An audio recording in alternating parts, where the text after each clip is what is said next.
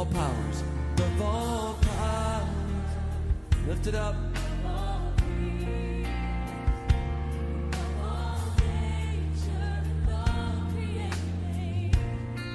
Above all wisdom. Frères et sœurs, shalom. Je rends grâce à Dieu qui nous permet encore d'être dans vos maisons, où que vous soyez, pour partager la parole du Seigneur.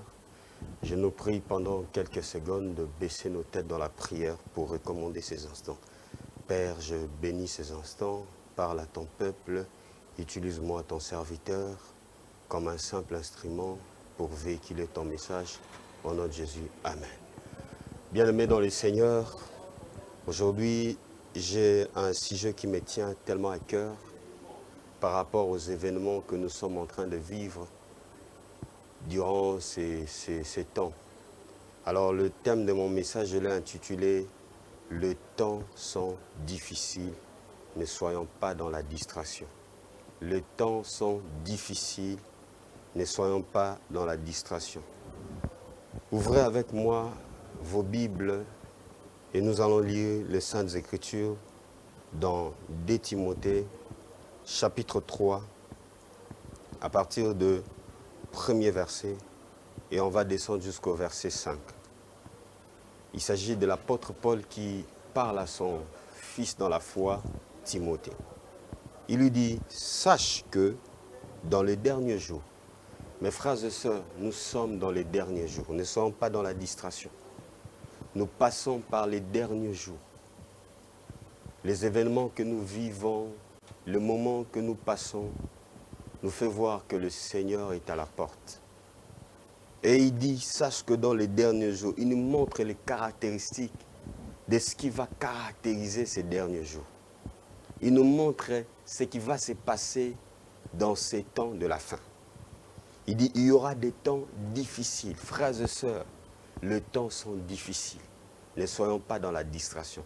Les temps sont tellement difficiles. Car les hommes seront égoïstes. Nous voyons des gens devenir de plus en plus égocentriques. Nous voyons des hommes et des femmes devenir de plus en plus égoïstes. Des hommes seront égoïstes. Ils ne pensent qu'à eux-mêmes. Tout, c'est pour eux. Ils tiennent compte que de leurs intérêts. L'autre ne représente rien pour eux. Je te pose la question, qu'est-ce que l'autre représente pour toi? Les gens seront égoïstes. Ils ne pensent qu'à eux-mêmes. Regardez ce qui se passe aujourd'hui, on est devenu égoïste. Quelqu'un qui peut prendre l'argent alors qu'il occupe un poste de responsabilité, l'argent qui est destiné de payer le salaire de plusieurs fonctionnaires, il empoche ça pour s'enrichir. Ils sont fous du fait que ces gens-là ont des familles. Ils sont fous du fait que ces gens-là ont des bouches à nourrir. Ils sont fous de tout ce qui peut arriver. Ce qui compte, c'est son intérêt. Voilà ce qui caractérise notre monde actuel. Les gens deviennent de plus en plus égoïstes. Or, la souffrance de l'autre ne dit absolument rien aux autres.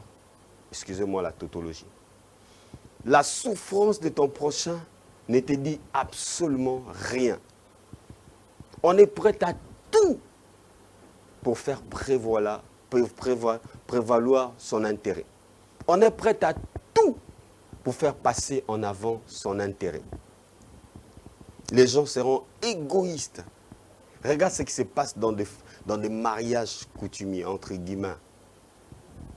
On demande des dots exagérées, sans se soucier de ce que le beau-fils peut arriver à payer ou ne pas payer. On ne se soucie pas de ce qu'il gagne. On ne se pose même pas la question, est-ce qu'il sera en mesure de donner tout ça, toutes ces choses qu'on lui demande? Est-ce qu'il sera en mesure de le donner? On ne se soucie pas de ça. On est égoïste. Regardez ce qui se passe au sommet de l'État. Égoïsme. On tient à ses intérêts. Et c'est ce qui caractérise notre monde actuel, mes frères et sœurs. La Bible dit, amis de l'argent. Pour ceux qui nous ont pris en cours, on est dans 2 Timothée chapitre 3 à partir du premier verset. Amis de l'argent. Les gens sont amis de l'argent. Incapables de rendre service sans pour autant demander de l'argent. Tout est monnayable. Même les petites choses qu'on peut rendre service à quelqu'un et dire simplement merci. On demande l'argent. Ah, c'est pitié. Je pose toujours la question à nos frères receveurs et chauffeurs. Le même trajet le matin, quand vous quittez Zando, vous allez en Ngaliema, c'est 500 francs. Mais quand on arrive à 14 h, qu'est-ce qui fait en sorte que les transports arrivent, voire même à 1500, à 2000 francs? Le même trajet que je peux payer des Zando jusqu'à Lupin, je paye ça à 800 francs. Mais quand le soir, vous arrivez même à un magasin, quelqu'un qui dit, il peine 1500 au boyo vandi. Ami de l'argent. Oh mes frères, c'est terrible. Ami de l'argent. Ba mama lupango. Ndako eza koute na valeur. Il y a prix au tchété. Mais parce que bandako komi rare. Au commission, on multiplie prix. Parce que tu as besoin de l'argent. Ami de l'argent. Et c'est ce qui caractérise notre monde actuel. Parfois, il m'arrive de poser la question, mais où va notre monde? Où va notre monde? Les gens sont amis de l'argent. Ils aiment l'argent. On est prêt à tout faire du mal aux gens pour avoir l'argent. Prêt à empoisonner. Prêt à détruire les autres pour avoir l'argent. L'argent est à la base de tout le mot. Aujourd'hui, dans nos églises, impossible de venir à l'église si tu n'as pas d'argent. Oh, c'est répugnant, mes frères et sœurs. Laissez-moi en parler ouvertement. C'est répugnant ce que certains prédicateurs sont en train de faire dans ces pays, surtout dans cette ville. C'est répugnant. Vous venez à l'église, il y a des tours, des offrandes, des dénominations qui n'ont jamais existé dans la Bible. Yakope Samaya Mutei. C'est de la bassesse. Offrande Mekanzambe. C'est répugnant. On vous ajoute des choses qu'on n'a jamais vues dans la Bible. Offrande du prophète. Non mais écoutez. Moi je vis dans la Nouvelle Alliance, les gens donnaient librement. L'apôtre Paul a dit, donnez sans contrainte avec joie. Car Dieu aime celui qui aime. Dieu aime ceux qui donnent avec joie. Je n'ai pas vu où on exige de quoi que ce soit. Ça, c'est de la cupidité, mes frères. C'est de la cupidité. C'est l'amour de l'argent. Amis de l'argent. De jeunes filles qui vendent le corps à cause de l'argent. Prêtes à sortir avec un papa de 60 ans alors que tu n'as que 20 ans pour l'argent.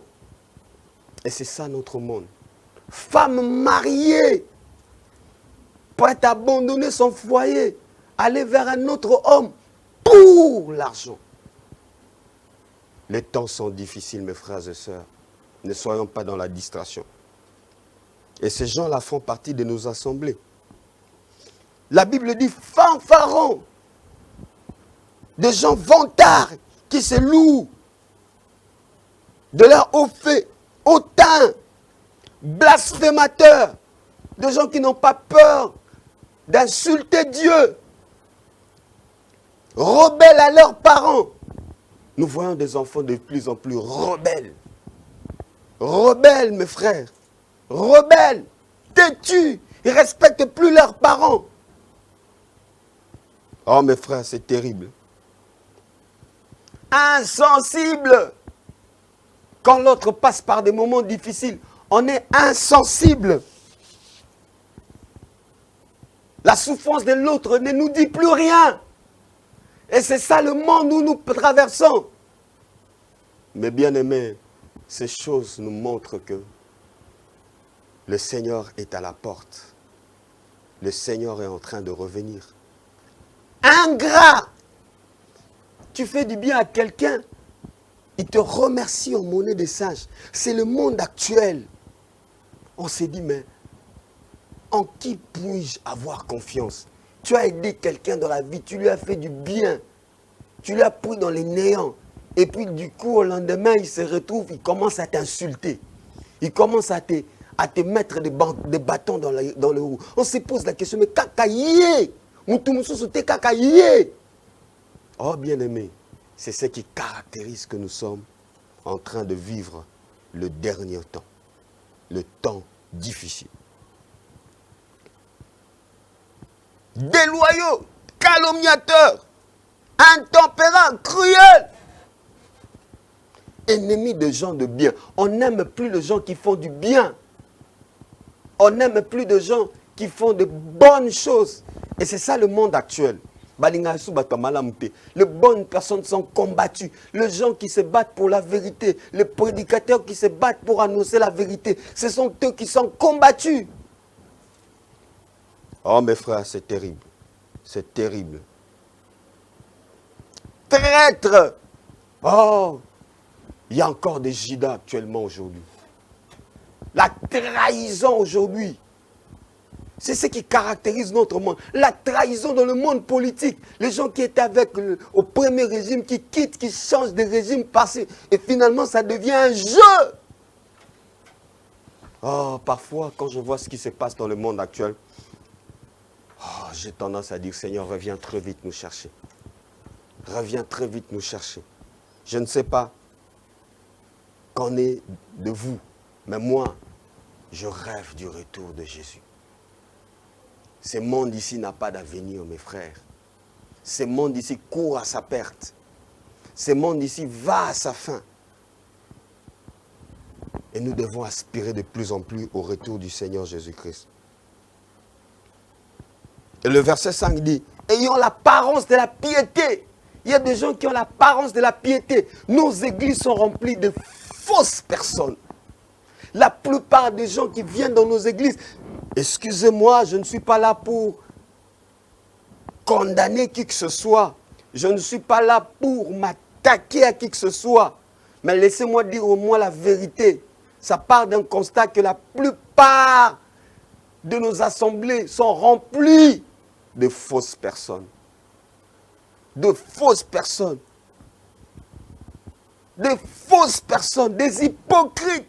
Bako sambela, bako lobanlang, bako déclarer, bako chasser ba démon. Mais des hypocrites. Alobi en langue, obimana mbali abatu. Azo chasser ba démon, mais impudique. Impudique. Azo te ya sangomala, mais mutuma bé. Un méchant homme. Oh, c'est ce qu'ils vivent. Et l'apôtre Paul dit, éloignez-vous de ces gens-là. Bien-aimés, apprenons à nous éloigner de personnes fausses.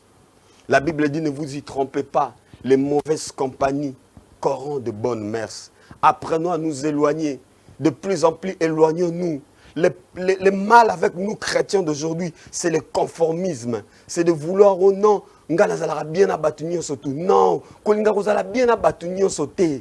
Kolinga bien uzana battu nyonso te. La Bible dit malheur à vous quand tout le monde dira de bien de vous. Malheur à vous. Malheur à moi quand vous commencez à parler de bien de moi. Il faut à un certain moment se retirer. Il faut à un certain moment s'isoler. Il faut à un certain moment s'écarter. Quittez dans des assemblées où vous enseigne de la fausseté. Vous savez que votre pasteur c'est un homme pudique. C'est un homme mauvais. C'est un homme qui sert Dieu dans la fausseté. Mais vous restez toujours là. Non mais bien aimé, il est temps qu'on change. Il est temps qu'on change. Il est temps qu'on quitte cette chrétienté du conformisme. Il est temps, mes frères et sœurs. Lisons avec moi 1 Thessaloniciens, chapitre 5, à partir du premier verset. Écoutez ce que la Bible dit. Pour ce qui est de temps et de moments, vous n'avez pas besoin, frères, qu'on vous écrive. On n'a pas besoin qu'on nous dise que Jésus-Christ est en train de venir, mes frères. Nous n'avons pas besoin qu'on nous dise que Yesu tikal mukiazonga. On n'a plus besoin de ça. Nous tous, chrétiens avisés, nous devons savoir que les choses qui se passent aujourd'hui, la légalisation de mariage pour tous, la légalisation de l'avortement dans le monde entier, le coronavirus et tout ce qui se passe, la guerre à l'est du pays, comment on tue les gens, comment il y a la cruauté, comment les hommes sont devenus de plus en plus mauvais. Nous n'avons pas besoin qu'on nous dise que Jésus-Christ est à la porte. Bien-aimés, ces choses doivent nous faire voir que Christ est en train de revenir très très bientôt. Jésus est à la porte. Car vous savez vous-même que le jour du Seigneur viendra comme un voleur dans la nuit. Le jour du Seigneur viendra comme un voleur. Le Seigneur n'a pas avisé, il n'a pas dit la date où il va venir. Le voleur, quand il vient, il n'avise jamais, il ne prévient jamais, il ne dit pas l'heure à laquelle il va venir. C'est pourquoi le propriétaire de la maison, quand il a des joyaux, quand il a des richesses dans sa maison, il monte toujours la garde, parce qu'il ne sait pas quand le voleur va venir. Montons la garde, chers chrétiens, montons la garde, chers chrétiens, cessons d'être distraits, arrêtons, chers prédicateurs, de prêcher des messages de la prospérité qui n'ont rien à voir avec le vrai message. Le vrai message. Oh bien-aimé. Car, vous savez vous-même que le jour du Seigneur viendra comme un voleur dans la nuit. Il s'agit de quelle nuit? Il s'agit de quelle nuit? La nuit dont il est question, ce n'est pas une nuit physique. Parce que si le Seigneur vient à Kinshasa à 22 h, il ne sera pas 22 h nécessairement à Hong Kong.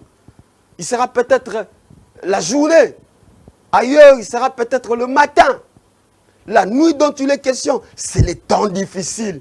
Bien-aimé, c'est la nuit déjà. La nuit est avancée. Le Seigneur est en train de venir. C'est pendant que le chose devient de plus en plus dur. C'est pendant que le mal prend de plus en plus de l'ampleur. C'est le moment où le Seigneur va nous surprendre. C'est le moment où le Seigneur va nous surprendre. Quand le mal est en train de prendre racine, les gens deviennent de plus en plus mauvais. Les gens deviennent de plus en plus pires. Le monde devient de plus en plus invivable. C'est là que le Seigneur va surprendre.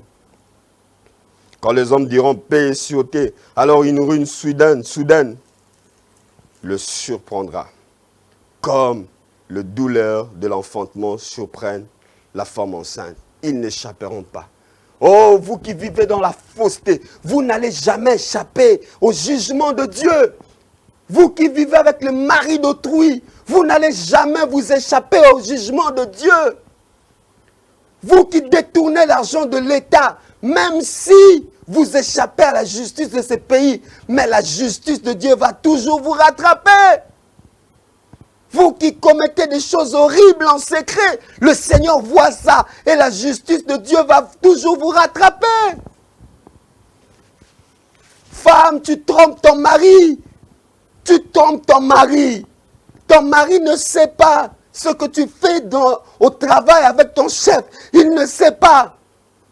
Mais sache que la justice de Dieu, même si ton mari ne t'attrape pas, mais ça finira toujours par te rattraper.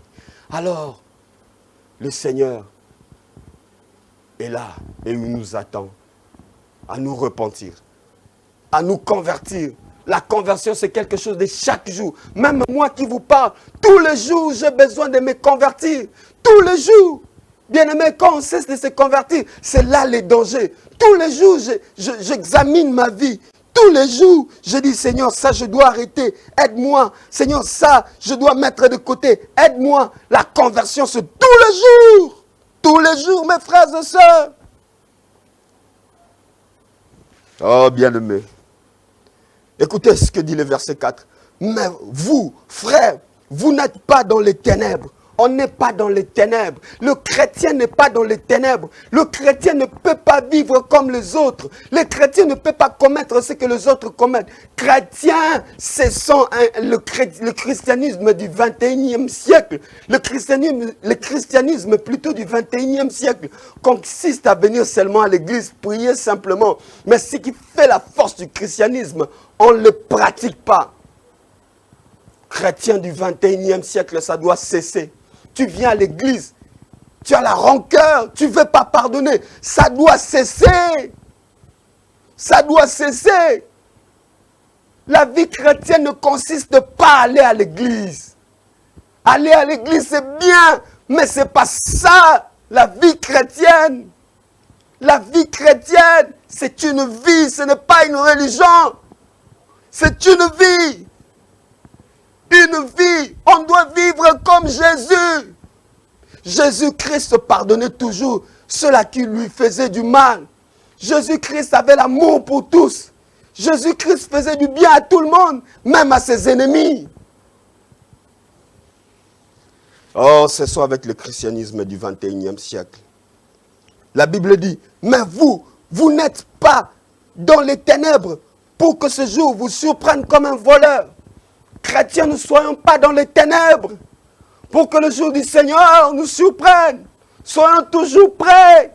Soyons toujours prêts. Exerçons la miséricorde. Exerçons la justice. Marchons dans la sanctification. Marchons dans la crainte de Dieu. Servons le Seigneur avec zèle et tremblement, abnégation. Servons le Seigneur. Vivons la vie chrétienne. Vivons la vie de Jésus. Et ce jour ne va pas nous surprendre. Ne va pas nous surprendre. Vous êtes des enfants de la lumière, verset 5, et des enfants du jour. La Bible dit, vous êtes la lumière du monde, le sel de la terre. Chrétiens, reprenons notre position. Éclairons le monde par nos bonnes œuvres. Éclairons le monde par nos bonnes actions. Éclairons le monde. Éclairons le monde par nos bonnes œuvres. Éclairons le monde par l'amour, par la bonté, par la compassion, par la justice, par la vérité. Éclairons l'amour par la droiture, par l'intégrité. Éclairons plutôt le monde par la droiture, par l'intégrité, par l'équité, par la justice. Éclairons le monde.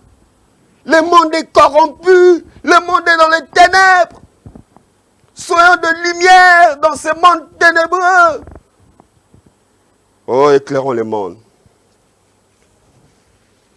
Nous ne sommes point de la nuit, ni de ténèbres. Ne dormons donc point comme les autres, mais veillons.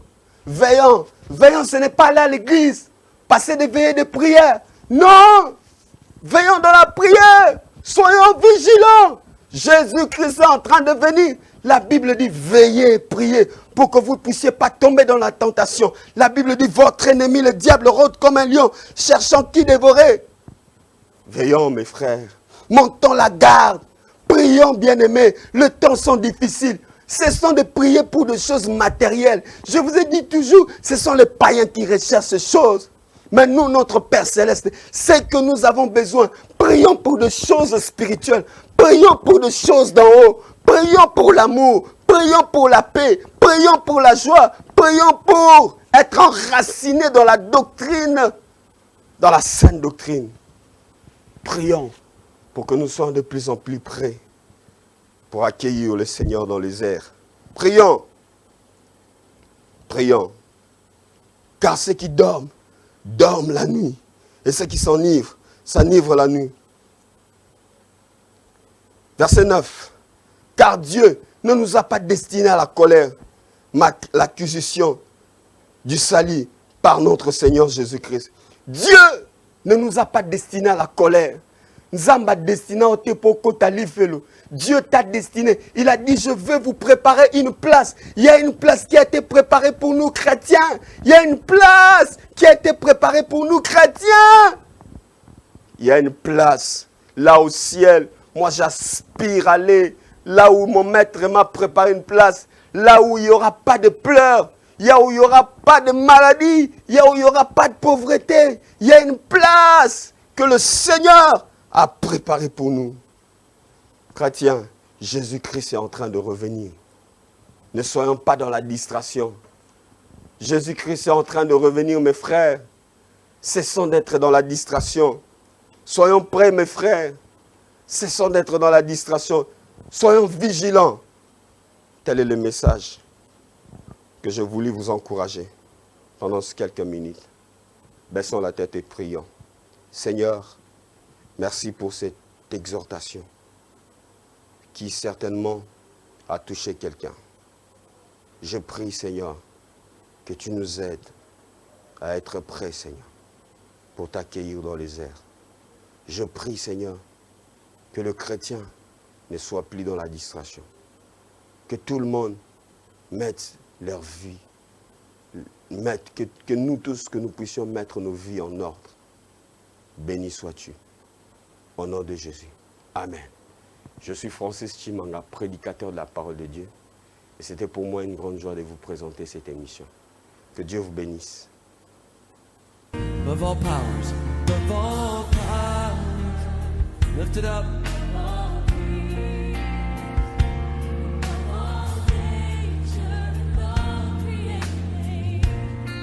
Above all wisdom. Il y a plus de 2000 ans de cela que le Créateur de tout l'univers, du monde visible et invisible, a quitté le ciel pour la terre, en prenant la forme d'un serviteur, né d'une vierge femme, conçu par la vertu du Saint-Esprit.